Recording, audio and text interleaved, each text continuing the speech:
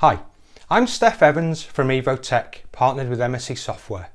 Here's another one of our MSC Apex quick bites, this time looking at 3D mesh quality checks.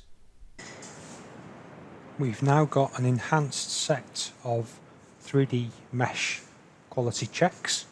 So just looking here at a tech mesh for this solid geometry.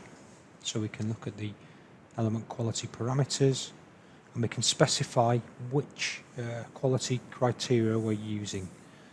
So here just looking at a couple, Jacobian and aspect ratio, we can turn each one on and off to understand the influence that these checks or the elements will have on the analysis that we can perform.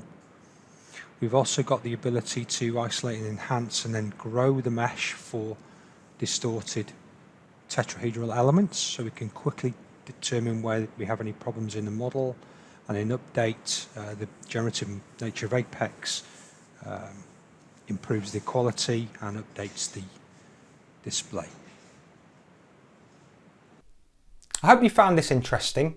If you'd like to develop your Apex usage, head over to our site where you'll find many online learning opportunities.